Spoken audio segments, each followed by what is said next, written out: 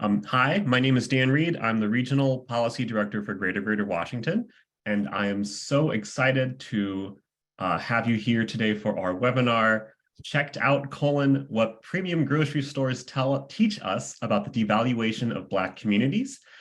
This is a really interesting topic that I've been paying attention to for a long time, and it's one of those things I think that many of us have experienced or felt, right? When you see what retail appears in certain neighborhoods and not in others. And it is really exciting and affirming in a way to see research that backs that up.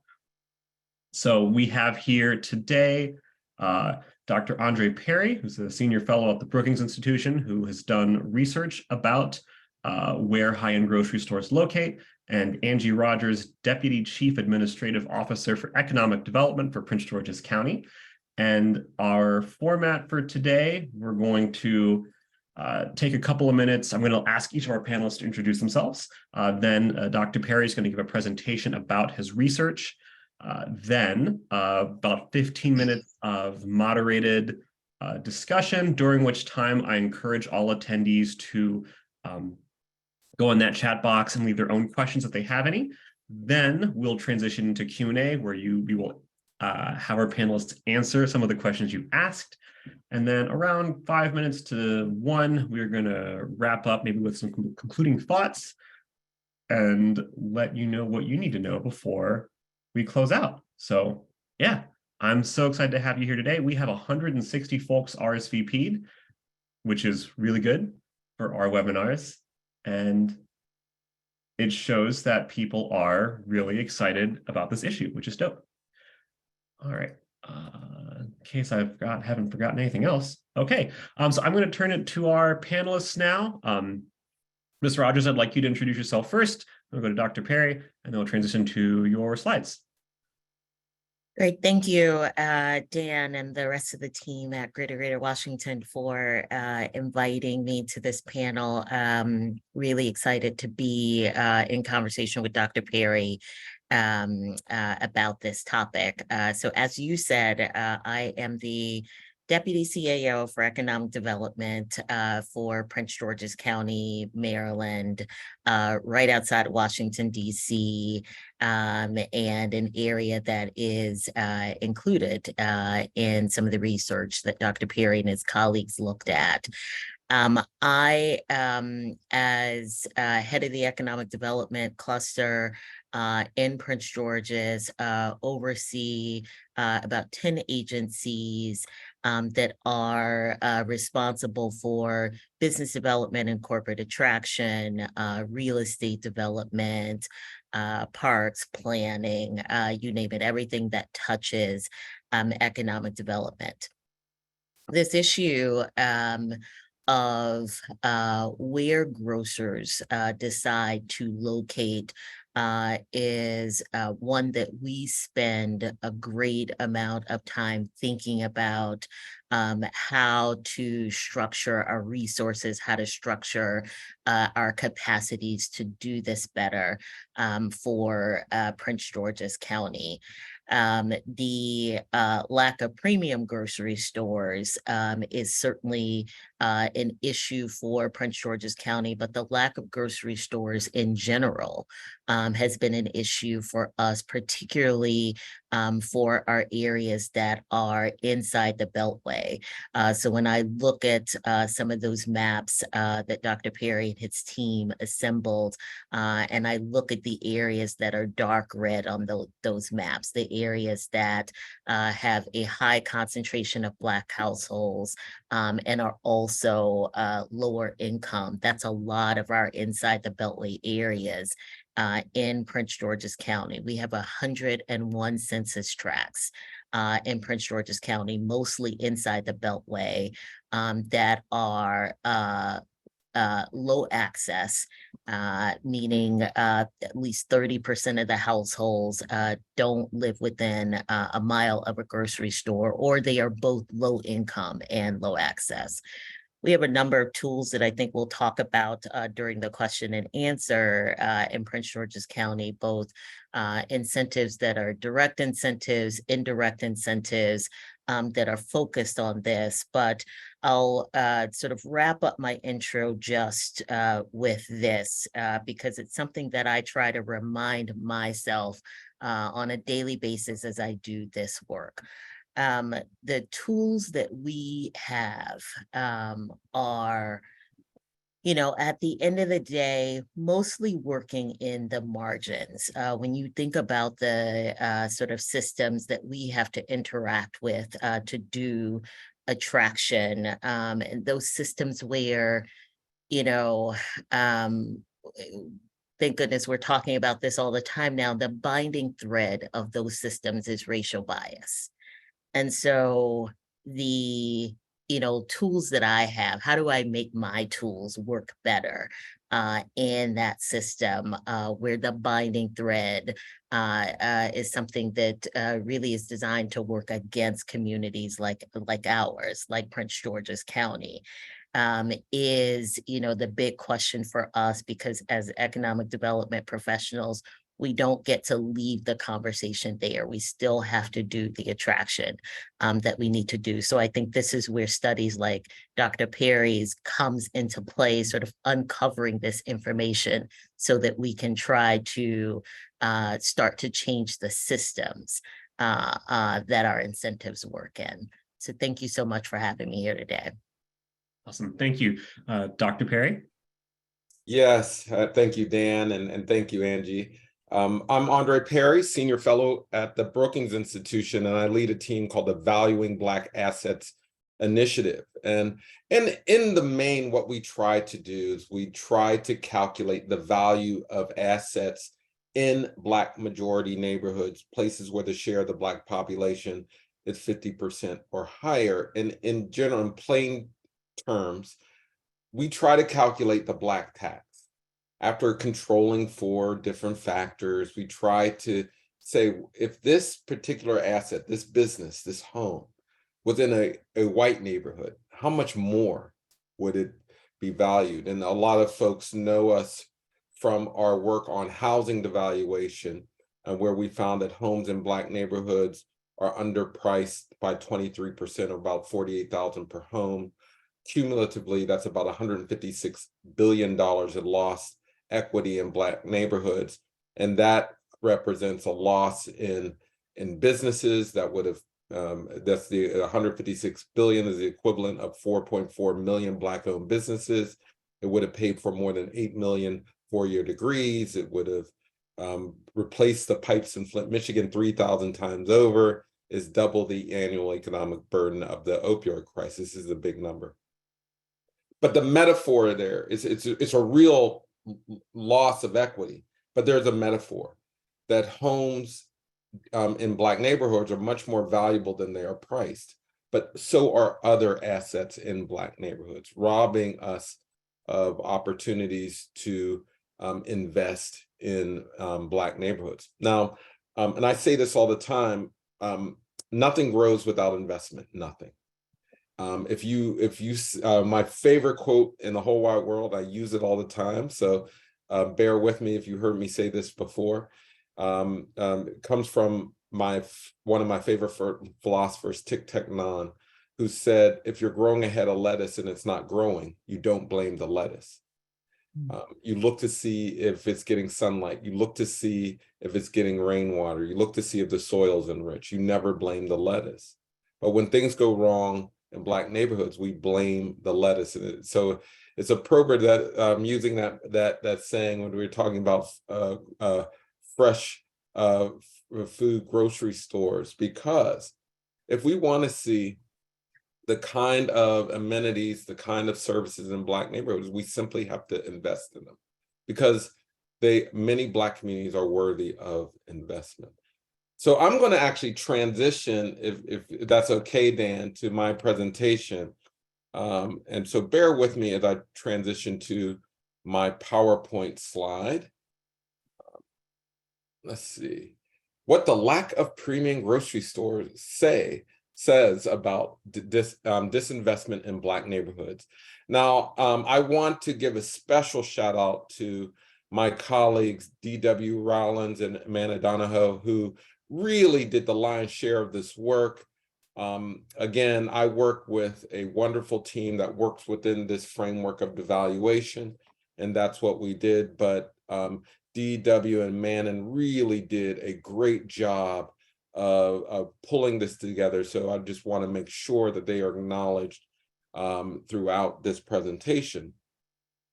Now, I'm just going to briefly go over methods. I'm not going to get too wonky with this, knowing that it's probably a broader audience out there, but we analyzed the location of premium groceries in 10 US metro areas. And so we look for places that had enough people and enough Black people to make these kind of analyses. And we calculated the percentage of block groups within a mile of a premium grocery store.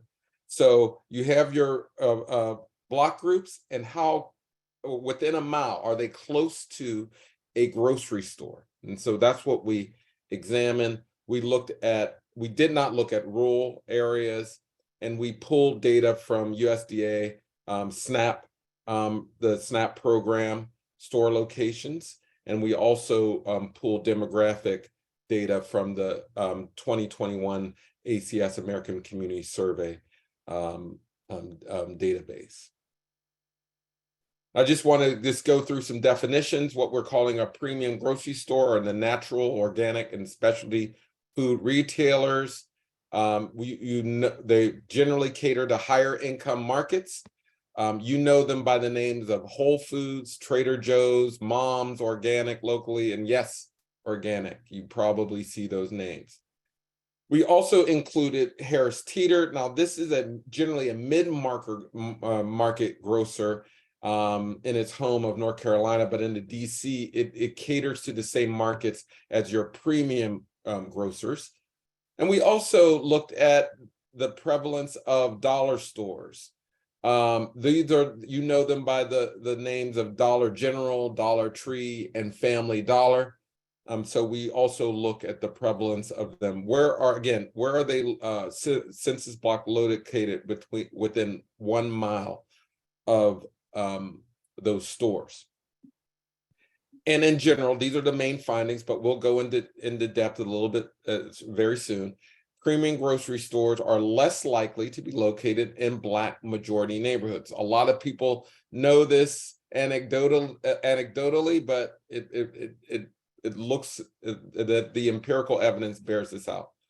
Dollar stores are more likely to be located in Black majority neighborhoods. Now, the DC area, that you will see in general, doesn't have a lot of dollar stores compared to other metro areas, but the trend is that there's many more dollar stores located in Black neighborhoods.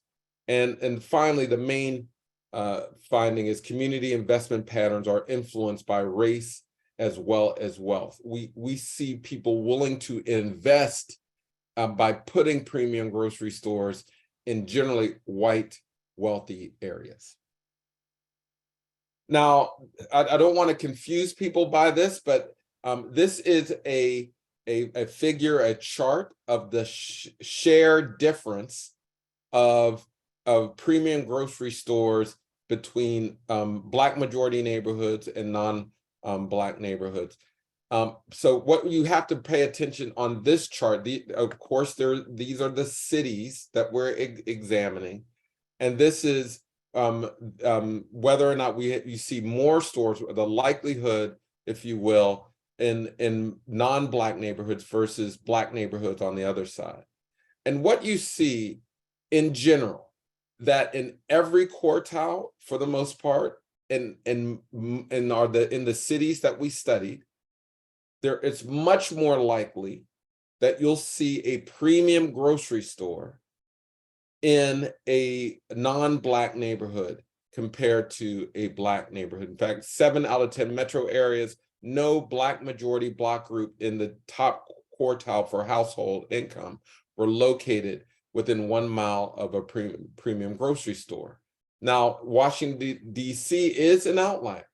This metro area had more premium grocery stores in high income Black majority neighborhoods than other metro areas, but there were still disparities. And so you can see that on this chart. Now that's the national look. And in general, in the DC area, premium grocery stores are distributed inequitably. So, and on this chart, what you're looking at is the different income quartiles. You're looking at the different types of stores and premium stores. And this is the percent less Black and percent greater than, or I mean, I'm sorry, percent, yes, less Black in terms of the census block, and then greater than 50%, right? So you can see many more premium grocery stores in places where the share of the Black population is less than 10%. In fact, in each quartile, greater than 20% of neighborhoods with few Black residents were within a mile of a premium grocery store. In comparison, less than 15% of Black majority neighborhoods within a mile of a premium grocery store. But Harris Teeter is much more prevalent in the neighborhoods with few Black residents. So, and you can see this throughout, and I encourage everyone to go to the report to just look at this in depth. Now, this will make much more sense. Maps are always great to look at and easy to comprehend. So a lot of what I said it can be visualized here. Now, the blue represents household income above the regional median, but the darker blue, as you get darker, is the greater the share of the Black population. Now, the red area, the reddish areas are places where household income is below the regional median. The darker the red is the greater the share of the Black residents. And the dots represent the premium grocery stores. Now, this is, again, Mom's, Trader Joe's, and Whole Foods, and yes, only these stores. And as you can see, there are very few dots in, and particularly when it comes to households income below the median level, very few dots in the red, right? In any kind of red. But also you see very few dots in darker blues. So in both upper income Black neighborhoods and all low income neighborhoods, you just don't see premium grocery stores. But let's look at Harris Teeter. Follows a same pattern here. Very few dots in the red or in the dark blue. And this is near and dear to my heart. I live in the National Harbor, right? So I'm a resident of Prince George's County, and I hear this conversation going on all the time. Now let's look at dollar stores in comparison. It's almost the exact opposite of what we saw in terms of premium stores. We're looking at the same cities. Now, on the flip side of non-Black majority neighborhoods, you don't see the proliferation of dollar stores. What you do see is the proliferation of dollar stores in Black neighborhoods. Now, they are prevalent in Black neighborhoods of all income levels. They can be predatory in a sense of that they can crowd out other retail outlets. So when you see a lot of dollar stores in a neighborhood, it prevents or the likelihood of other outlets taking root there. Now, distribution of dollar stores in the DC area is more equitable than other cities, largely because we don't have as many dollar stores comparatively to these other places.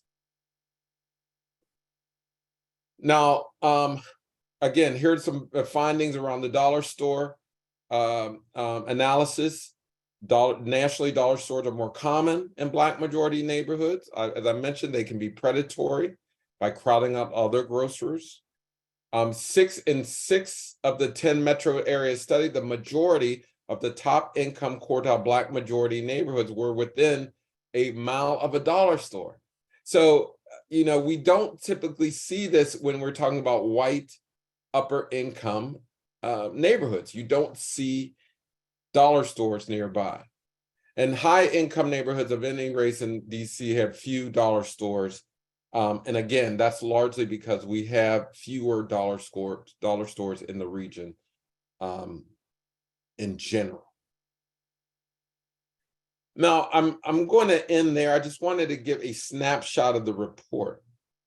But this is not just about dollar stores and food access. While that is important, I believe every neighborhood should have access to fresh fruits and vegetables. Now, a lot of the urbanists out there will say, hey, there's much more access to mobile services. You can go online, you can get your food delivered, and that is true. With that said, that grocery stores also represent it also signals worthiness of investment. It is no different if you see, in my opinion, if you see a proliferation of dollar stores, a proliferation of liquor stores, a proliferation of check cashing stores, it signals that this area is not worthy of greater investment. And so for this study, it wasn't about food access per se. It was about where are we willing to invest?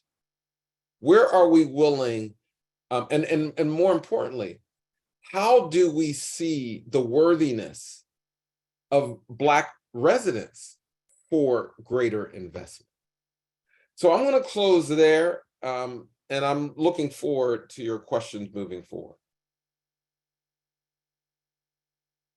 Awesome. Thank you so much for this presentation. This was really eye-opening and provocative. And I have a couple of structured questions. I'm curious to learn more, to really dig into this issue. This first one is for Angie, but I encourage you to jump in, and same for the reverse too as well. But so we've talked about where grocery stores locate. Angie, could you talk a little bit about the considerations that retailers make when deciding where to put a store, especially when it comes to stores like Whole Foods or Trader Joe's or what have you?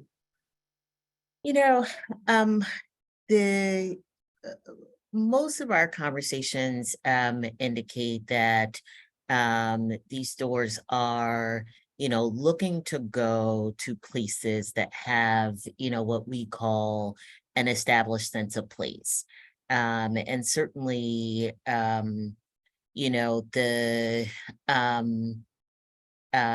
economic development strategy over the past couple of years has evolved so that we're more focused on sort of establishing more places with an identifiable sense of character that helps us do this attraction better. So I say that on the one hand, but then the other thing, that I will note is that, these grocery stores aren't always following this pattern. And in fact, we've seen them, I think over the past decade or so, go into some areas and really become destinations for folks who've been around for a while in the DC Metro and might remember when the P Street Whole Foods opened. It was a destination, and that was an area that wasn't, it was still sort of becoming what it is today. So, they're looking for a sense of place, looking for rooftops, looking for, the things that I think folks would expect. But it doesn't exclusively follow that formula. And I think that is why going back to some of the data that Dr. Perry has presented, that there is this thing that we sort of know anecdotally, and we know what, the retailers are telling us, but then we also see that their patterns don't necessarily follow that. And so that's why it's important to look at the data and see what the data tells us. You sort of alluded just now to the desire for grocery stores to locate in like a place with a sense of place and destination. Andre, did you find at all that density was a factor in where these stores located, in addition to looking at race or socioeconomic differences? Well, what's interesting, this is going to pick back what just was said. In the DC metro, you can find very similar places in terms of density, in terms of income. And what the research shows is that in many Black upper income places, you don't see grocers citing their stores in those places that really look similar to many places where you do see it in white areas. Now, it's not a complete match, but where I think in DC and in other areas, Atlanta and other places, you see Black communities, except for the color of people's skin, look very similar to their white counterparts, but they don't see it as a destination place. And then this is where I don't think you can just look at these issues in isolation. That in our housing work, we see a devaluation of home values by various actors in the home market. So you see at an individual level, and this is the work on appraisers, you see in that individual level, people downgrading the value of a home. But you also see the devaluation of entire neighborhoods because of the color of their skin. And on an individual level, we actually have more tools to deal with discrimination. We can go after an individual appraiser. We can go after an individual, a business owner, or an individual who can discriminate. But we don't necessarily have the tools to go after people and investors who look at entire neighborhoods. Mm-hmm. And so, so I want to be clear. So we keep finding reasons, and I hear this a lot in a lot of the work on it. Is it density? Is it demand? I can find you an equivalent Black community in any case that's not getting the same amenities. So that's where, for me, I think that the research is pretty clear about. I want to pick up on a couple of those points because, about having the tools to kind of go after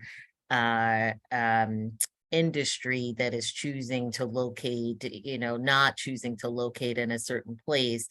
Not only do we have the tools necessarily to address that, but also there's the thing of making ourselves less desirable. When I'm going out to do attraction, we just came back from ICSC, which is the International Conference of Shopping Centers. It's where we go to do retail attraction, to do grocer attraction. We can't go out there and have a presentation that is from a deficit perspective. That's right. We've got to go out and, sort of put our best foot forward, and say to these retailers, who may be side-eyeing us as a community, but say to them, no, we really want you here. And we've got communities, we've got spaces that are going to be attractive and profitable for you. And so, it is, there is a risk even for, communities like ours to bring up the elephant in the room. And I'm glad that Dr. Perry also wove in the argument about housing, because everybody's seen the stories on the news about these sort of $1 million houses that get built in Prince George's County and can't get appraised, enough, to make it worth it for Black buyers. And, you look at these houses and that the same ones on the other side of the Beltway are worth 2 to 3 times as much. When I made my comments in the beginning about, sort of the binding thread of these systems being, racial bias, that is what I mean. You've got, bias sort of, in the entire way that our neighborhoods are sort of constructed and sustained. And to begin to try and unravel that is a difficult prospect. We, throw the kitchen sink at these retailers. And even in Prince George's County, if you can believe it or not, we have some tools that some of our neighbors don't have. We've got a roughly $50 million across our economic development incentive fund and other incentive funds, plus indirect incentives that we can throw at these developments, and it is still difficult for us. Yeah, and I just want to piggyback on the piggyback, but again, it's what you said earlier. No one's going to invest in problems; they're only going to invest in strength. And what I want to do with this research is to show there's strength in Prince George's County. There's strength in Southeast DC. There's strength in a lot of the, there's much to say about just making an economic argument for investment. There's also moral and social aims that we should consider when talking about investment. But we are leaving, we're leaving money on the table when we don't invest in the strength in these communities. So, so I just want to put this really put an exclamation point on Angie's statement. There is strength in assets in communities that you should build upon to help grow communities. But because when you don't, you throttle that community's growth. When we don't put money where strength is, it distorts the market in a very perverse way.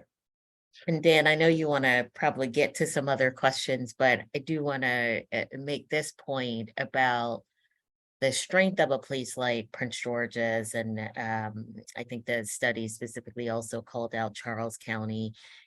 These are literally the 2 richest Black places in the country. And so, we've been, for those of you who've been paying attention to Prince George's news, that we have been in this competition for relocation of the FBI headquarters. And so we've been comparing ourselves a lot to Fairfax County. And when I look at, us versus a Fairfax, and Fairfax on sort of wealth measures is the second wealthiest place in the country. Prince George's is near the bottom of that list. But so compared to, our neighbors that we might be competing against, for, location of a big, corporate headquarters, the income here versus a Fairfax, there's just no match for it. But then I do have to come back and put that in perspective where I'm like, wait, but the median income in Prince George's County is something like $85,000 a year. I tell my family that who they live in Memphis, Tennessee, and they're like, they can't even imagine, so, once you're sort of comparing a Prince George's to, majority white jurisdiction like a Fairfax County, you see that disparity, but at the same time, the idea that these are communities that don't have enough wealth and income to feed a Whole Foods or to feed a Trader Joe's and to feed multiples of them, it really starts to be, the kind of prospect where you have to say there must be something else going on here. So I have one more question for y'all, and then we're going to shift to audience Q&A, and I encourage all of our participants to hop in that Q&A box and ask some questions. I already see a couple here now. So we've talked a little bit about tools that local jurisdictions can use. Are there things that we could do at the state or national level to address some of these disparities? I know, Angie, you've talked a little bit about in the past how Maryland state laws can make it difficult for grocery stores to open in certain areas. Sure. Let me say that we've got a number of tools on the books already, and we're going to be very soon introducing something that will strengthen one of our main tools, which is a grocer tax credit. We've got a local law on the books that gives an 80% abatement on property taxes. We're going to raise that to 100% for stores that would locate in our low income, low access areas. So targeting those areas inside the Beltway that have little access to fresh food square footage, period. I will say that one of the things that has hampered us, particularly at the state level, is our ability to get beer and wine licenses for grocers. Sort of desire to consume aside, it is something that makes us less competitive compared to some of the other jurisdictions in the region for grocers overall, who are looking for those beer and wine sales to increase and improve their margins wherever they locate. The other thing that it makes us less competitive for is when we think about some of the newer spaces that we're trying to target fresh food square footage for. So smaller, more urban spaces, again, trying to get to those inside the Beltway developments, not necessarily going after the big boxes. Those smaller retailers, they really do need those margins that come from beer and wine sales to be able to sort of make their own numbers work, because they are, grocers are, it's a business of volume. And so if you've got a smaller retailer like a Good Foods, which unfortunately hasn't survived in the county, but we were looking at Streets Market as a smaller retailer that could go into some of these like less than 10,000 square foot spaces. We need to be able to give them those beer and wine licenses to attract them here, and we haven't been able to get it done at the state level. And that's a real barrier for us. And I'll be brief on this because I want to take this not just around talk about grocery stores, but to talk about greater investment in Black communities.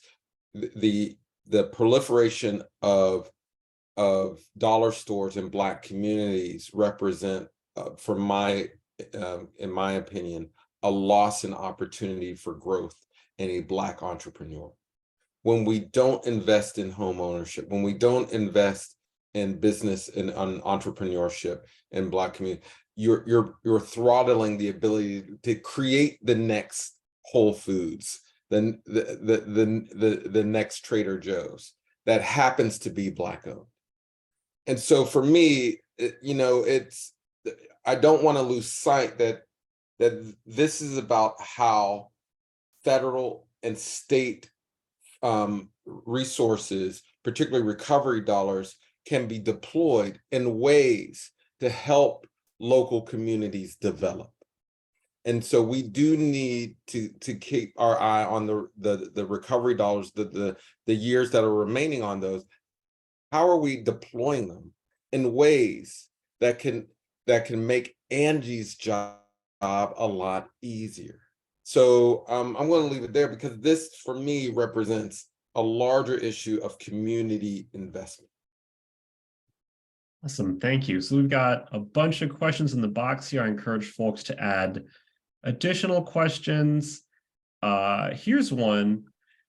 So no one is addressing trade areas. While a certain jurisdiction might not have a grocer, there may be one just over the line. Thus, many of the residents might be in their trade areas.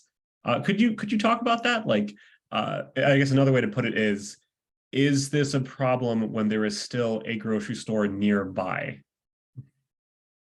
I mean, I just think it's pretty clear when you're having residents of Black communities always going out. You know, if there wasn't a racial bias, you would see people or equal opportunity to go across borders. But what we see time and time again, that in this case, the map dots are never in the Black areas. And so for me, that's not a coincidence at some point. And we should not say, oh, because there's access, then this is not a problem. Again, this is about investment overall. I know Angie understands that those retail tax dollars are going somewhere, and I shouldn't have to go across the river to get the kind of quality goods and services and put my money in Virginia.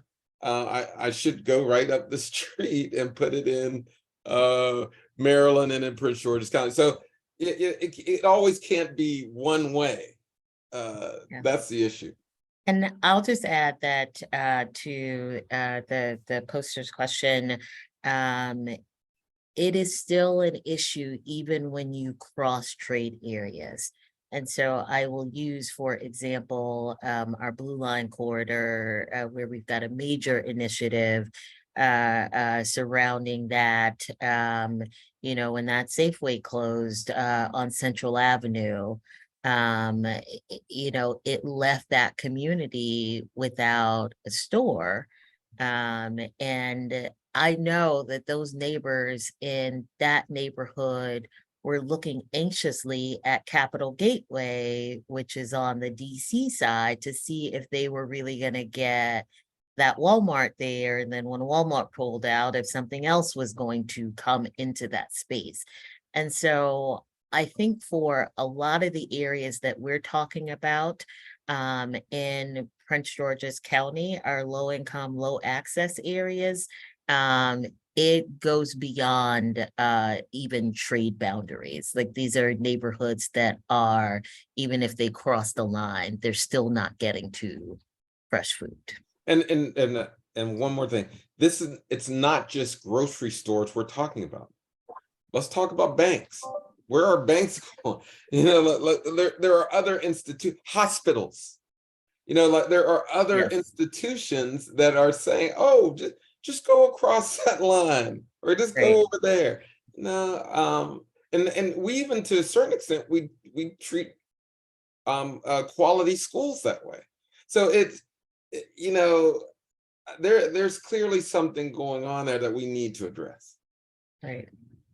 So we've got a question from Kyle. It says, I live in Capitol Heights, Maryland, within walking distance of 2 Blue Line metro stations. In the last 10 years, we lost our only full-service grocery store and eventually gained a dollar store.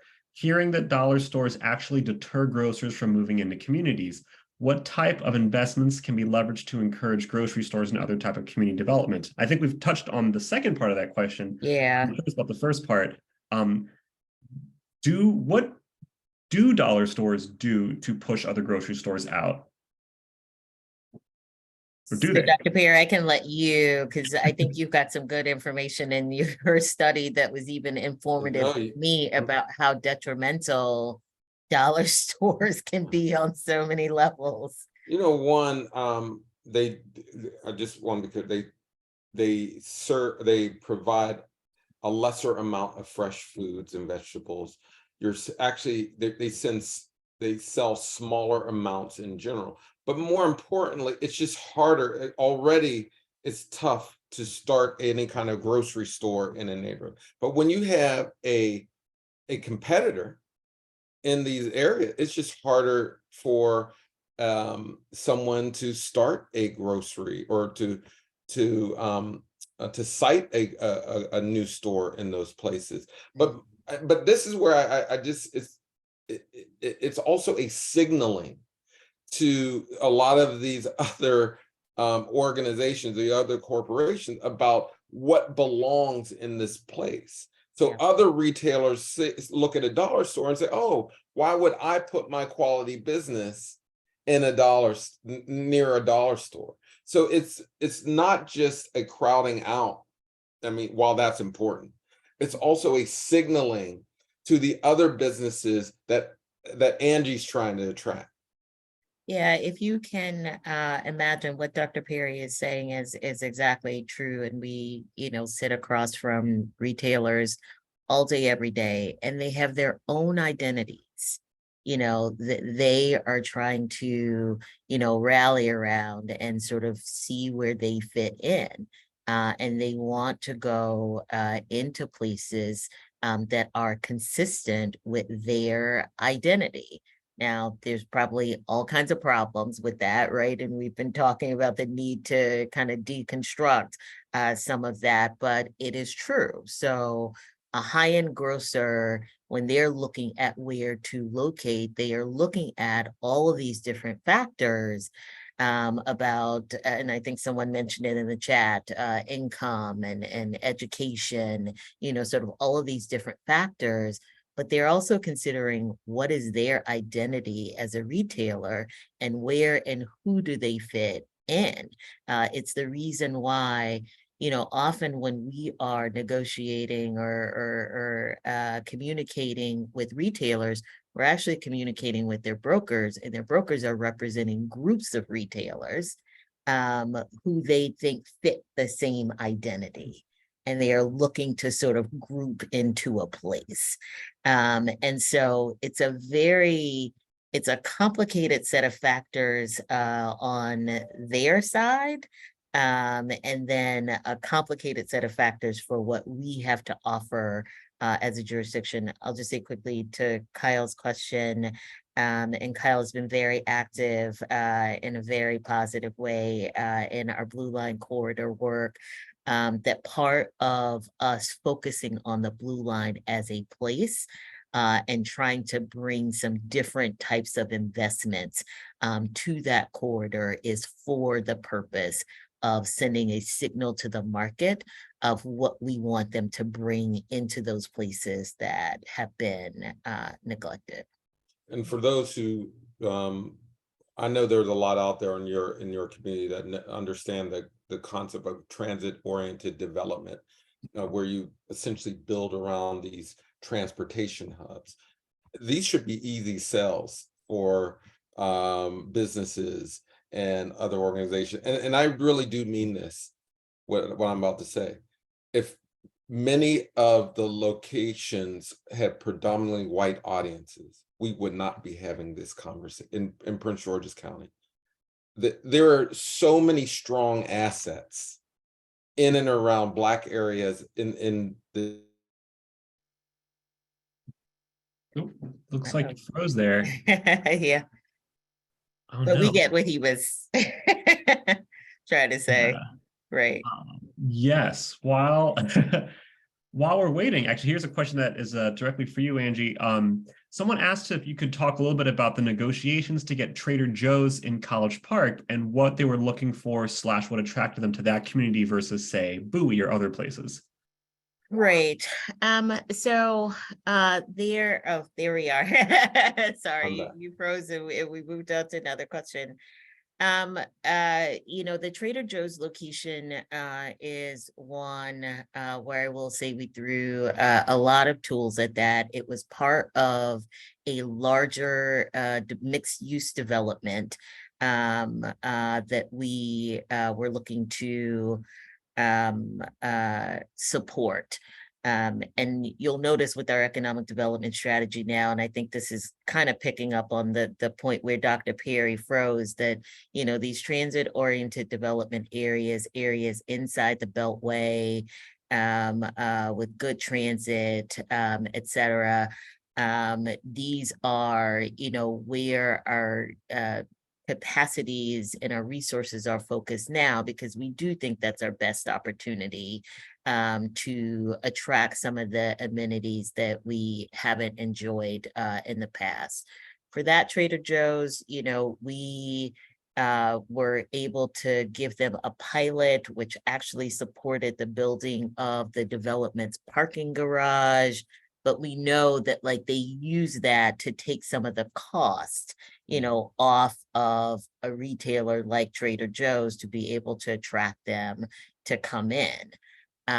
We, were also able to give them an economic development incentive fund loan. And typically we are structuring those, to support the jobs that a retailer might be bringing in.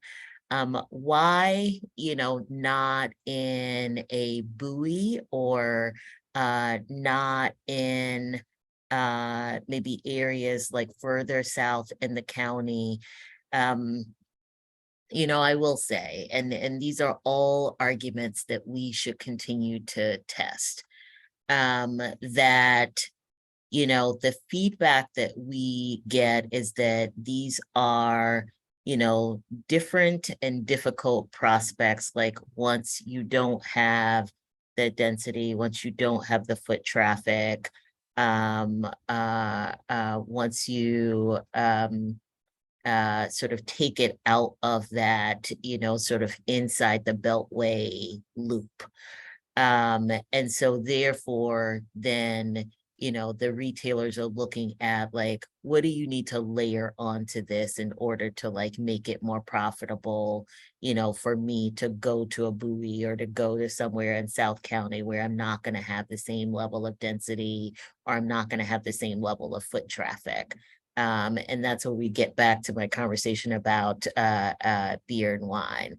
I say that because those are the conversations that we have, but then I also just point back to, I want to keep pointing back to the study data and keep saying, that we should keep testing these arguments, because I think it is a legitimate question, right? Why not Bowie, or why not Fort Washington? We haven't talked about Wegmans, and I think somebody brought it up in the chat. I know they weren't included in the study, but that Wegmans that is sort of in the central part of the county became a destination. Yeah, it's amazing. So we have just a couple of minutes left. I want to ask one last question as sort of like a closing thoughts, and then we'll. So basically, Renee asks, are there opportunities here to invest in Black entrepreneurship, like for those who want to start businesses in these communities, not just the federal dollars, but on the state and local levels? Oh yeah, I just put in the chat a recent report that we put out, Who is Driving Black Business Growth? Insights from the latest data on Black-owned businesses, by my colleagues, Manandano and Hannah Steffens. But in it, we actually show that Black entrepreneurship is ascending. And another one of my favorite studies, I'm blanking, 5-star profits, 1-star rating. I forget the title of it. I'll put it in the chat. But we scraped all the Yelp data from businesses all across the country, and we got the race of the owner. And what we found is that Black, Brown, and Asian-owned firms actually score higher on Yelp than their white counterparts. but they get less stars when those businesses are located in Black neighborhoods. But the point of that report goes back to what our elders used to say all the time: our ice is just as cold. Our ice is just as cold. We have business leaders, we have entrepreneurs, we have grocers that are worthy of investment, but they are overlooked. And so for me, it is about spotlighting the strength, the people, the firms, the places that their strength. We should just be investing in it like any other place, and we would realize those returns. All right. Angie, do you have anything to add to that? You know, I will just say, and by way of closing, that grocer capacity is a difficult thing to do, sort of in a setting where you're not achieving a lot of volume. So it's a difficult sort of market to break into and be successful. At the same time, if we can sort of broaden, our view of like what fresh food square footage looks like, then we start to look at businesses where I think smaller retailers can be successful. There's and I've been looking at this, there's I'm going to forget the name of the shop, but they sell mostly kale salads, Black owned, in the county, and there's someone that I'm just like, okay, like you exist in, 1,500 to 2,000 square feet of space. How do we get you into more places? Because that is a way to improve options. So we are constantly, there's a smoothie shop that has been in growth mode in the county. So those are also the kinds of opportunities that we're looking for, and specifically looking at minority-owned businesses, Black-owned businesses, to try and figure out how do we help them grow into some of these spaces that we're bringing on board. Awesome. Thank you so much, Andre and Angie, for your time this afternoon. Thanks to everyone for attending. We had a total of 78 people, which was really awesome. Let's see. I'm going to ask JC briefly, is there anything we need to know before we close out? I think so, no. Awesome. All right. So this is going to be recorded, so you'll be able to access this after the fact. We're going to send an email to everybody. But other than that, thank you so much for coming today. Thank you for your questions. Thank you for a nice lively conversation. We really appreciate you participating in the conversation and joining in community with us today.